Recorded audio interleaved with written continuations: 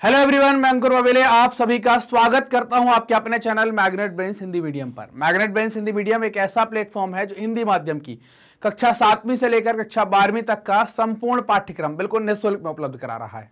मतलब यह कि आपको यहां पर किसी प्रकार का कोई पेमेंट नहीं करना है, कोई सब्सक्रिप्शन परचेज नहीं करना है। सभी वीडियोज मिलेंगे आपको बिल्कुल निःशुल्क, वो भी क्वालिटी कंटेंट और बेस्ट फैकल्टीज के साथ। तो बात करते हैं कि इस वीडियो में हम क्या पढ़ने वाले। इस वीडियो में हम बात करेंगे औद्योगिक अवस्थिति के कारक, मतलब उद्योग कहां लगाए जा रहे हैं, उनकी स्थिति का क्या कारण है, उनके लोकलाइजेशन का क्या कारण है, इसके ऊपर हम बात करने वाले हैं। तो अवस्थितीकरण या लोकलाइजेशन की किस स्थान विशेष पर उद्योग लगाया जाए, ये कई सारी बातों पर निर्भर करता है। कच्चे माल की उपलब्धता होनी चाहिए, बाजार पास में होना चाहिए, यातायात अच्छी चीजें होनी चाहिए। ये ऐसी बातें हैं जिनके ऊपर हम बात करेंगे। स्थान विशेष में किसी उद्योग के केंद्रित या स्थापित हो जाने की प्रवृत्ति को हम क्या कहते हैं? जब किसी एक स्थान विशेष में उद्योग केंद्रित हो जाएगा या स्थापित, मतलब इस वाली बेल्ट में केंद्रित होने का मतलब क्या है? जैसे आप महाराष्ट्र चले गए, गुजरात चले गए, बोले यहाँ सूती वस्त्र उद्योग ज्यादा है। पीथमपुर चले गए, बोले यहाँ ऑटोमोबाइल की इंडस्ट्रीज ज्यादा है। मंडदीप चले गए, बोले यार यहाँ पर तो ऑप्टिकल फाइबर के कारखाने हैं और ऑटोमोबाइल की कंपनियां हैं। शिवकाशी चले गए तो पता चला पटाखे के ज्यादा हैं। तो वहां पर स्पेशल, जैसे आप शिवकाशी गए तो वहां पटाखे या माचिस उद्योग ज्यादा मिलेगा, तो वहां पर क्या हो गया? माचिस उद्योग स्थापित हो गए। ये उसका क्या होगा? एक ही जगह पर वो उद्योग जब केंद्रित होने लगे या एक से ज्यादा फैक्ट्री उस इलाके में लगने लगी तो उसको क्या कहते हैं? उस प्रवृत्ति को स्थायीकरण कहलाता है, स्थानीयकरण या लोकलाइजेशन कहलाता है। किंतु किसी स्थान पर किसी उद्योग की स्थापना एकाएक नहीं होती। मतलब ऐसे नहीं होता कि एकदम से ही सारे उद्योग लग गए। कई उद्योगों की स्थापना के पीछे भौगोलिक और आर्थिक कारण होते ही होते हैं, क्योंकि ज्योग्राफिकल कंडीशन और इकोनॉमिक दोनों देखनी पड़े। पैसा नहीं आएगा, फायदा नहीं होगा तो लगाने से कोई मतलब नहीं होगा। किसी स्थान विशेष पर कच्चे माल की सुविधा होती है तो कहीं पर सस्ते श्रमिक और कहीं पर कुशल श्रमिकों की सुलभता और कहीं बाजार की सुविधा आदि कारण होते हैं। किंतु यह आवश्यक नहीं है कि स्थानीयकरण कि सभी तत्व एक साथ एक क्षेत्र में उपलब्ध हों, ऐसा बिल्कुल आवश्यक नहीं है। केवल एक दो तत्व की विद्यमानता से ही वहां उद्योग स्थापित हो सकता है। किसी स्थान विशेष पर उद्योग स्थापना की जिन कारकों से प्रभावित होते हैं उन कारकों पर हम बात करेंगे।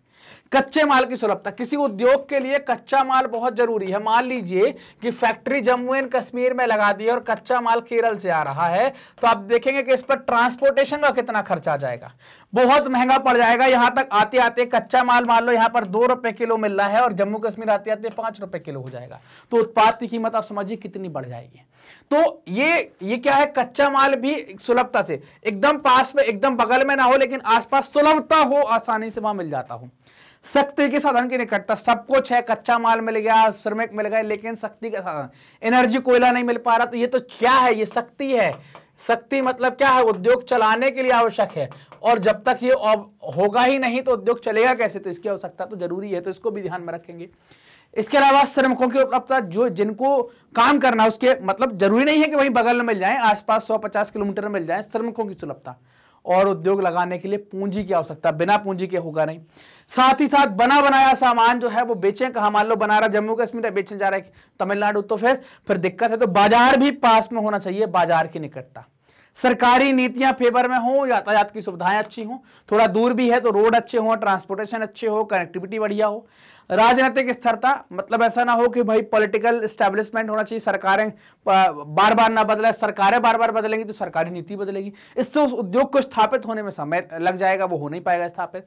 औद्योगिक जड़त्व, वहां पर यह है कि समझ में आ रहा हो कि यहाँ पर इंडस्ट्रीज जो है वो ठहर सकती हैं, रुक सकती हैं, तो फिर हम इन सब बातों से वो उद्योग वहां पर लग जाता है। कुछ अन्य बातें भी हैं, जैसे पर्याप्त भूमि की सुलभता हो, जल आपूर्ति हो, अनुकूल जलवायु, है ना, ये सब चीजें है ना, ये सारी बातें हो। ये सभी चीजें क्या करती हैं? किसी उद्योग के स्थायीकरण को प्रभावित करती हैं, उद्योग की अवस्थिति के कारक होते हैं। तो अवस्थिति के कारक आपको ये पॉइंट जरूर याद कर लेने हैं, जितने पॉइंट दिए गए हैं ये अवस्थिति के कारकों में है। आपसे पूछा गया तो इन पॉइंटों को लिखेंगे और इनके अंदर आप 2-2 बातें लिख देंगे तो आपका लॉन्ग आंसर भी बन जाएगा, शॉर्ट आंसर भी बन जाएगा और वेरी शॉर्ट भी बन जाएगा। तीनों टाइप के आंसर आप यहां पर कर पाएंगे। मैग्नेट ब्रेन्स अपनी हाई क्वालिटी एजुकेशन के लिए साथ ही साथ निःशुल्क शिक्षा के लिए प्रसिद्ध है।